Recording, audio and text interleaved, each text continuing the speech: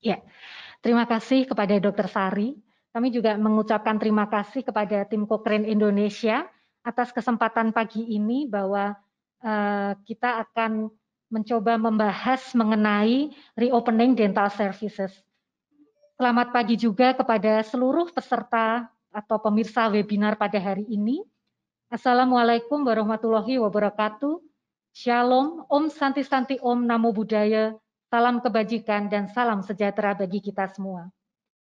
Hari ini kita semua akan membicarakan mengenai pembukaan kembali layanan dental setelah adanya penutupan atau pembatasan layanan disebabkan oleh pandemi COVID. Jurnal yang akan kami bawakan berjudul Recommendation for the Reopening of Dental Services, a Rapid Review of Internal Sources, yang diterbitkan oleh British Dental Journal pada tanggal 6 Mei 2020, namun kemudian pada tanggal 16 Mei 2020 dilakukan updating.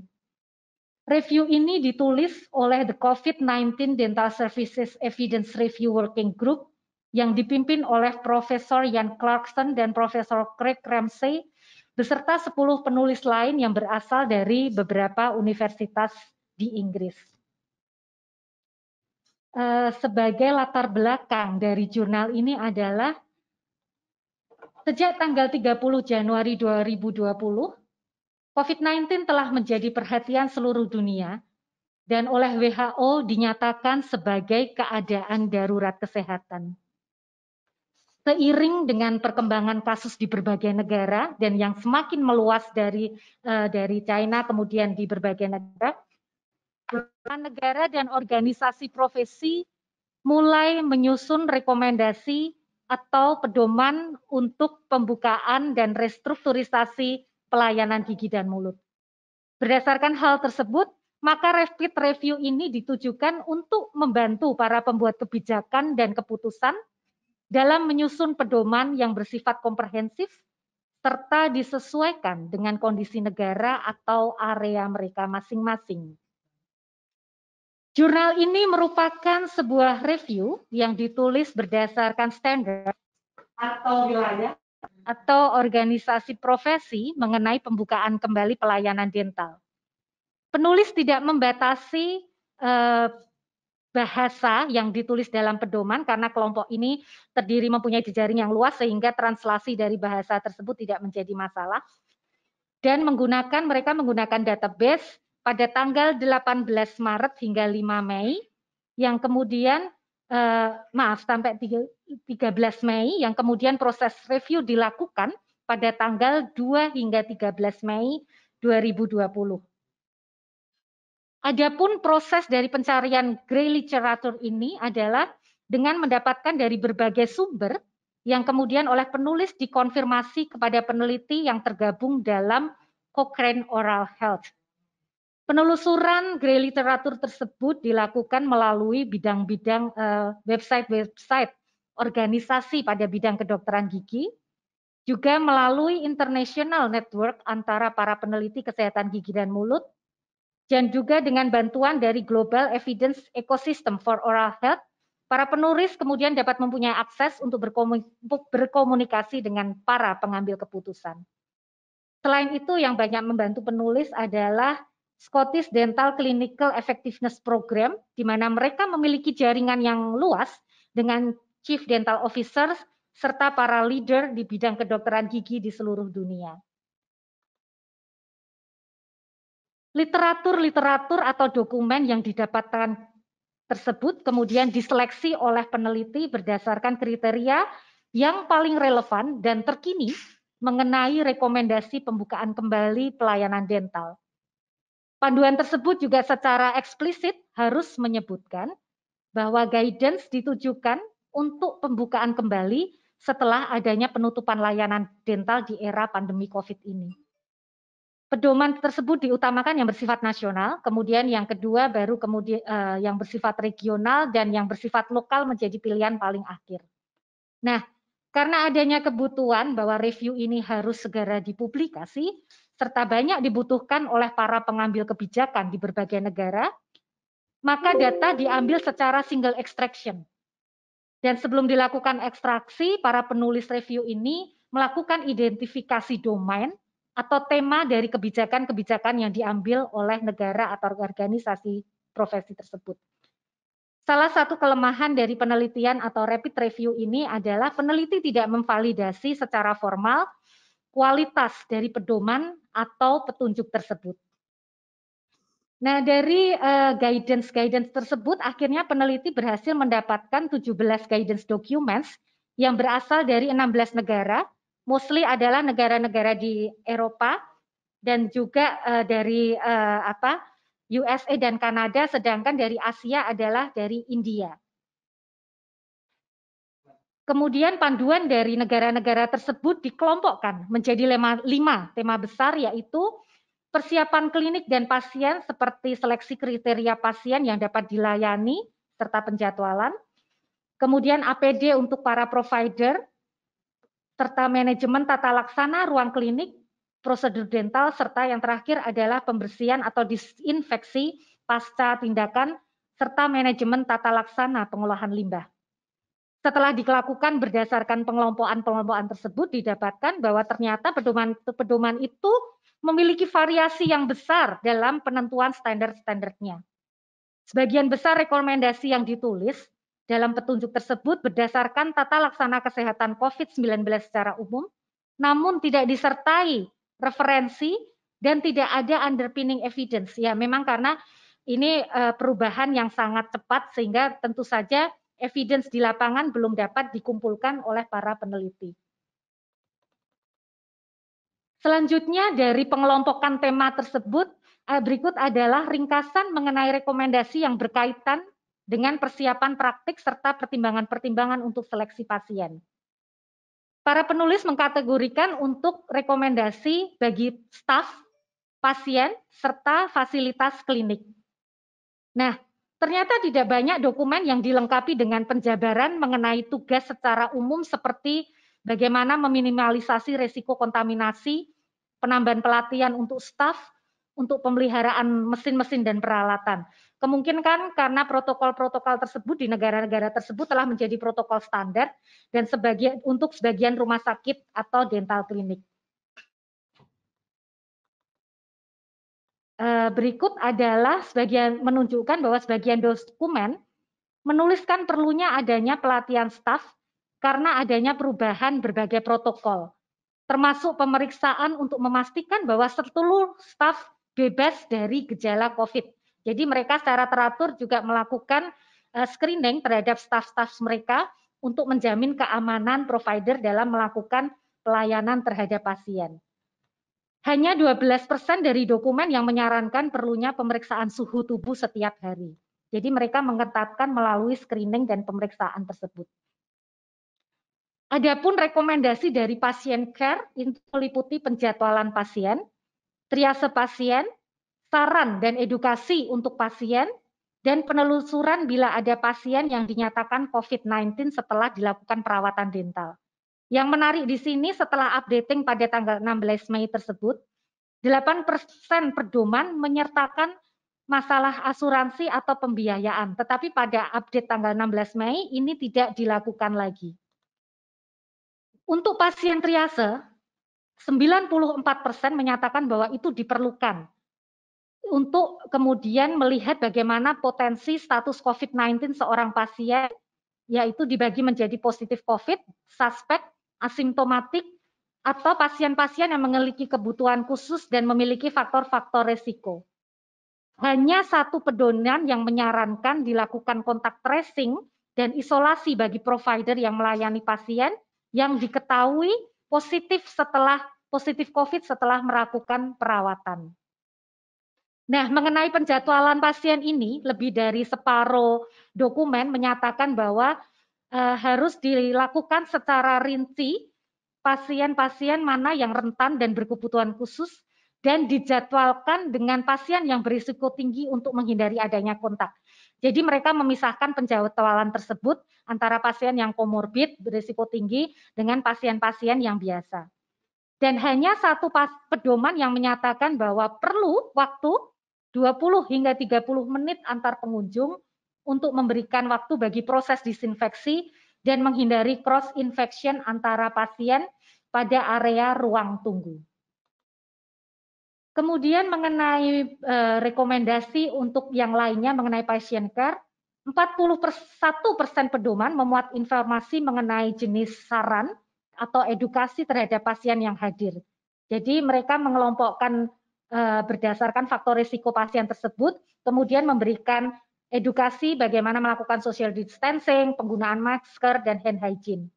Sedangkan hanya satu dokumen tadi yang diperlukan, yang tadi sudah saya sebut bahwa mereka perlu membuat suatu kontak tracing atau isolasi terhadap staf yang merawat pasien yang diketahui positif COVID setelah terjadinya perawatan. Mengenai fasilitas klinik, sebanyak 15 dokumen menerapkan perubahan untuk area ruang tunggu, seperti melakukan pengaturan kembali furniture, pemasangan poster-poster informasi, pengetatan aturan penggunaan masker dan hand hygiene, hingga pengurangan berbagai perlengkapan yang tidak dibutuhkan. Menarik bahwa dua dokumen menyarankan pasien dapat ke toilet hanya dengan izin, jadi tidak bisa langsung pergi ke toilet begitu. Sedangkan untuk penjaminan ketersediaan APD, 12% dokumen memasukkan hal tersebut dalam protokol.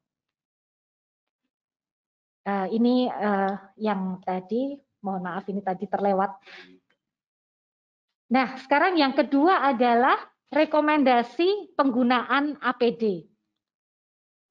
Ini sangat menarik saya kira karena ini juga sangat dibutuhkan untuk persiapan kita semua dalam pembukaan kembali dental klinik. Nah, yang pertama adalah dilakukan juga pengaturan bagi seluruh staf, bukan hanya yang melayani. Seluruh staf harus menggunakan masker sepanjang waktu, sebanyak 65% dokumen. Hanya 6 dokumen yang menyatakan bahwa staf harus menggunakan pelindung mata. Ini artinya termasuk staf-staf yang ada di back office. Sedangkan 7 dokumen mengharuskan adanya seragam khusus untuk pembukaan klinik di era pandemi ini. Dan 2 dokumen mencantumkan bahwa seragam yang dipakai ketika di klinik atau di rumah sakit dicuci secara on-site, dilakukan laundry langsung setelah mereka melakukan pelayanan. Seluruh dokumen menyatakan bahwa semua harus menggunakan gloves sekali pakai. Berikut adalah standar APD yang dilakukan untuk pasien yang bukan seorang suspek COVID-19. Dan lebih dari 75% menyarankan penggunaan masker bedah. Sedangkan 2 dokumen lain menyarankan spesifikasi masker yang lebih tinggi bila tersedia. 18% menyarankan penggunaan masker FFP2, ini kalau di US itu setara dengan N95, sedangkan di negara-negara Eropa ini sering disebut sebagai FFP2. Sedangkan 5 dokumen lain mengharuskan penggunaan disposable gown. Ya. APD lain yang disarankan adalah penggunaan headcap dan hanya 3 dokumen yang mewajibkan penggunaan pelindung sepatu atau cover shoes. Sedangkan 3 dokumen menyarankan penggunaan apron disposable. Nah, ini kalau untuk pasien yang unsuspected COVID-19 tetapi dia dirawat dengan tindakan aerosol. 35% dokumen merekomendasikan penggunaan surgical mask dengan menyarankan suatu masker yang lebih tinggi. Dan 59%, jadi lebih banyak, mereka merekomendasikan penggunaan FFP2 masker atau yang ekuivalen. Sedangkan 65 sumber merekomendasikan penggunaan disposable gown atau yang setara. 5 dari 17 dokumen tersebut menyatakan bahwa apron itu harus digunakan 1 kali. Jadi tidak hanya menggunakan gaun, tetapi kemudian di luarnya masih dirangkap dengan apron lagi. Dan 35% dokumen merekomendasikan penggunaan surgical heads atau yang setara. Penggunaan masker itu dapat dilihat secara lebih detail pada paparan ini, bahwa 18% rekomendasi menggunakan surgical mask dengan 1 diantaranya merekomendasikan spesifikasi yang lebih tinggi, 53% adalah menggunakan FFP2 dan 12% bahkan merekomendasikan yang spesifikasi lebih tinggi lagi FFP2 atau FFP3 dan satu dokumen menyatakan dengan pasti bahwa dia harus menggunakan FFP3. Sedangkan untuk pasien yang merupakan suspek COVID-19 atau sudah dikonfirmasi positif, aturan APD akan lebih ketat lagi. Mereka sama bahwa 47% merekomendasikan single use, sedangkan kemudian 2 dokumen menyatakan harus ada double glove gitu. Adapun APD lain yang diperlukan adalah topi bedah, disposable surgical gown dan pelindung sepatu. Nah, ini kemudian untuk pasien yang berstatus suspek atau terkonfirmasi COVID-19 tadi harus menjalani perawatan dengan alat yang menghasilkan aerosol, maka rekomendasinya menggunakan APD yang lebih tinggi lagi, yaitu 6% menggunakan FFP2, 59% menggunakan FFP2, 18% menggunakan FFP2 atau FFP3, dan 2% menggunakan FFP3. Bila kita bandingkan antara yang non-aerosol prosedur, ini tabel ini merangkum rekomendasi APD untuk merawat pasien yang unsuspected dan suspected COVID-19 dengan tindakan yang menghasilkan aerosol. Ini dapat kita bandingkan. Nah, kalau untuk yang pasien dengan prosedur aerosol itu lebih ketat lagi. Tapi menariknya bahwa ternyata antara APD antara pasien yang suspek atau positif dan unsuspected itu hampir sama. Perbedaannya tidak terlalu jauh. Rekomendasi ketiga adalah mengenai manajemen ruang klinik. Nah, ini 18% itu melarang penggunaan spiton atau bowel untuk meludah. Jadi saya juga agak tidak bisa membayangkan lalu nanti kalau pasien berkumur atau setelah tindakan itu mereka harus bagaimana melakukannya. Tetapi ini hanya 18% saja. Jadi hanya sekitar 3 dokumen yang menyatakan ini. Hanya 3%. Ya, ini. Nah, selanjutnya bagaimana protokol kesehatan COVID pada umumnya, pembersihan permukaan pada benda-benda yang ada dalam klinik diperlukan. Bahkan sebagian itu mengatur bahwa benda-benda yang sering disentuh seperti lampu dental unit, handle pintu, dan keyboard komputer harus dilapisi oleh plastik atau aluminium foil. Sedangkan 2 dokumen lain menyebutkan bahwa seluruh staf ketika masuk klinik, seluruh barang-barangnya harus dalam keadaan bersih. Pengaturan di area ruang tunggu menuju ruang perawatan juga diatur. 2 dokumen menyatakan bahwa bila dimungkinkan, perawatan dilakukan pada ruang yang berbeda untuk pasien yang kedua, terutama bila sebelumnya dilakukan suatu treatment menggunakan aerosol. Sedangkan 1 dokumen jelas melarang adanya jabat tangan di dalam klinik. 29% meminimalisasi staf yang masuk ke area tindakan. 6% dari dokumen menyatakan bahwa pasien yang suspek atau terkonfirmasi COVID-19 tidak boleh menunggu di ruang tunggu. Jadi mereka harus langsung masuk ke ruang perawatan. Dan perawatan dilakukan di ruang isolasi yang bertekanan negatif. Ini kemudian ada satu pedoman, hanya satu yang merekomendasikan hingga detail mengenai kebiasaan di rumah dan lingkungan. Jadi mereka bertanya kepada pasien bagaimana kebiasaan mereka selama di rumah, seperti bagaimana membersihkan permukaan suatu barang ketika di rumah, dan ini bertujuan untuk meminimalisasi infeksi silang. Ini juga harus diatur mengenai penghawaan atau kualitas udara. 53% pedoman merekomendasikan pentingnya ventilasi dan pergantian udara. Sedangkan 24% dokumen menyatakan bahwa setiap pergantian pasien diperlukan 15-30 menit untuk memberi kesempatan adanya pergantian atau pertukaran udara di dalam ruang perawatan. Satu dokumen, hanya satu yang mempunyai konsensus bahwa mengenai AC, namun setiap minggu filternya harus diganti.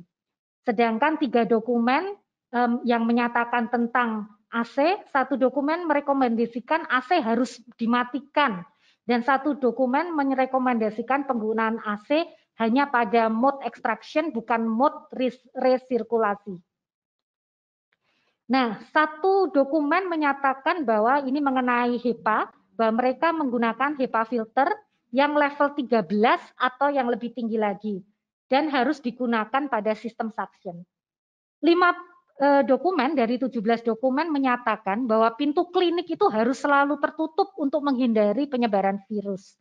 Dan satu pedoman menyebutkan bahwa seluruh pintu lasti dan lemari harus selalu tertutup selama tindakan. Jadi sampai sedetail ada beberapa negara yang memang sangat detail dalam pengaturannya. Untuk kebersihan pasien, 12% mengatur protokol kebersihan bagi pasien. Antara lain pasien harus melakukan hand hygiene, sepanjang perawatan pasien menggunakan slabber atau pelindung dada begitu, pelindung mata, dan diwajibkan melakukan pembersihan tangan segera setelah meninggalkan ruang praktik. Dan setelah perawatan, satu dokumen menyatakan bahwa seluruh dental staff harus segera meninggalkan ruangan dan melepas face shield dan pelindung. Satu dokumen menyebutkan penyimpanan surgical gown dan apron ke dalam shield plastik sebelum dibuang ke pengolahan limbah. Ringkasan yang keempat adalah rekomendasi mengenai dental prosedur. Seluruh dokumen memberikan pedoman untuk menghindari atau meminimalisasi tindakan dengan aerosol. Jadi rupanya aerosol ini memang merupakan suatu concern yang sangat besar dalam pembukaan klinik atau rumah sakit gigi dan mulut. Dan hanya satu dokumen yang merekomendasikan untuk tidak menggunakan three-way syringe. Untuk mengurangi risiko, maka 100% dokumen menyatakan menyertakan tata laksana atau rekomendasi bagaimana mengurangi risiko transmisi tersebut.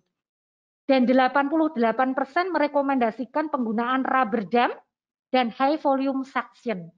Serta 82% menyatakan tindakan preventif preoperatif dengan penggunaan obat kumur yang dapat meminimalisasi kehidupan dari virus tersebut. Nah, high volume suction ini ternyata memang sangat direkomendasikan oleh para penyusun panduan. 94% merekomendasikan penggunaan high volume suction untuk aspirasi sehingga bisa mengurangi viral load yang dihasilkan oleh aerosol. Dan hanya satu dokumen yang menyebutkan perlunya selubung aspirator tip dengan cover disposable. 35% dokumen secara jelas merekomendasikan prosedur dengan prinsip minimal invasif. Dan 29% menyertakan daftar prosedur yang dapat dilakukan. Jadi ini lebih detail lagi, mereka ada daftar prosedur-prosedur yang dapat dan tidak dilakukan. Nah, ini juga menarik bahwa 59% dokumen, lebih dari setengah ya, mensyaratkan adanya saran yang spesifik berdasarkan pasien grup yang berbeda.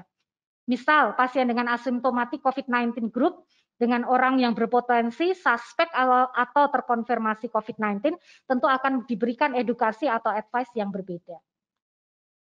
Yang terakhir adalah mengenai rekomendasi yang berkaitan dengan pembersihan atau disinfeksi pasca tindakan serta tata laksana pembuangan limbah. 65% menyatakan bahwa pembersihan dan disinfeksi permukaan sesudah ada kontak dengan pasien itu harus dilakukan. Dan yang lain menyatakan bahwa cleaning dan disinfeksi pada seluruh area non-klinis seperti pada resepsionis, pada front office, waiting area, toilet, itu termasuk pembersihan handle pintu, lalu kursi-kursi dan seluruh permukaan meja. 12% menyatakan bahwa perlu ada pembersihan lantai sebanyak 2 sampai 3 kali setiap hari. Sedangkan 2 dokumen menyatakan bahwa pintu klinik itu juga harus ditutup dan udara dipurifikasi agar seimbang selama 20 sampai 120 menit pasca tindakan pelayanan. Nah, halaman ini menunjukkan APD yang diperlukan selama proses dekontaminasi. 29% staf bagian ini menggunakan pelindung mata, sarung tangan, dan masker selama bertugas. Sedangkan 18% merekomendasikan pencucian linen dengan temperatur tinggi yaitu 60-70 derajat selama 30 menit atau kalau kita gunakan derajat suhu yang lebih tinggi 80-90 derajat hanya diperlukan 10 menit. Sedangkan hanya 2 dokumen yang menyatakan bahwa linen harus di laundry on-site. Kemudian untuk manajemen pembuangan limbah, 29% merekomendasikan sistem pembuangan limbah disesuaikan dengan regulasi masing-masing area. Jadi ini memang bervariasi tergantung dari negara-negara masing-masing bagaimana peraturannya. 24% menyatakan bahwa APD dan seluruh material disposable ditempatkan pada kontainer yang tertutup rapat. Dan 6% mengharuskan adanya double bagging atau dengan penyimpanan yang double sebelum ada evakuasi limbah dari klinik ke tempat pembuangan limbah. Kemudian APD tersebut ditaruh dalam kantong plastik yang disil dengan rapat begitu. Nah, ini adalah produk-produk disinfeksi yang digunakan. Saya kira ini juga kalau ini juga sama dengan bahwa rekomendasi dari PPI masing-masing dari kita bahwa 6% itu dapat disinfeksi menggunakan suction seperti suction dan instrumen, harus bahan disinfeksinya harus menyebutkan bahwa ini viruset agent. Jadi memang yang ditujukan untuk disinfeksi virus. Hanya satu dokumen yang menyatakan demikian. Sedangkan 24% dokumen menyarankan penggunaan hypochlorite atau klorin. Kemudian 24% menyarankan penggunaan disinfektan berbasis dari etanol. 6% itu menyarankan disinfektan yang berbasis klorosilenol. Sedangkan 6% berbasis atau menggunakan Virkon. Virkon ini sebetulnya merek dagang, yaitu untuk biasanya digunakan untuk mendekontaminasi alat-alat seperti endotrakeal dan nasogastric tubes begitu, karena memang alat-alat di kedokteran gigi kan kemudian juga masuk ke dalam rongga mulut sehingga disamakan dengan treatment untuk alat-alat tersebut. Nah, untuk cuci tangan 24% dokumen merekomendasikan hand hygiene sesudah doving APD atau dekontaminasi lingkungan, dan hanya 1 yang merekomendasikan pencucian tangan menggunakan hand rub berbasis alkohol. Namun saya kira ini 1 itu bukan berarti karena itu bukan merupakan protokol, namun ya karena itu memang sudah protokol yang seharusnya, jadi tidak perlu mereka detailkan lagi pada dokumen yang baru ini. Nah, ini kemudian 18% pedoman merefer ada proses disinfeksi dan kebijakan dekontaminasi di masing-masing area. Nah, dari seluruh rapid review ini sebagai kesimpulan dapat kami sampaikan bahwa rapid review ini memaparkan rangkuman mengenai pedoman internasional yang disusun hingga hari ini. Penulis merangkum elemen-elemen utama dari dokumen yang disertakan dan menyoroti beberapa pesan utama dengan tujuan untuk membantu pembuat kebijakan dan pembuat keputusan sehingga dapat menghasilkan panduan nasional yang komprehensif dan sesuai dengan pengaturan atau setting di negara masing-masing. Seluruh dokumen atau pedoman internasional ini sebagian besar pernyataan membahas concern terhadap COVID-19 secara spesifik dengan menggunakan referensi yang terbatas atau bahkan tidak ada sama sekali dan tidak berdasarkan underpinning evidence. Berikut adalah key message yang dapat Bapak Ibu baca pada jurnal yang juga telah ada di tautan. Saya kira ini adalah rangkuman secara besar, garis besar mengenai apa yang mungkin dapat kita adaptasi untuk kita pelajari pengalaman-pengalaman penyusunan panduan dari negara-negara lain. Baik, saya kira cukup sekian presentasi dari kami. Monggo kepada Dr. Sari kami kembalikan.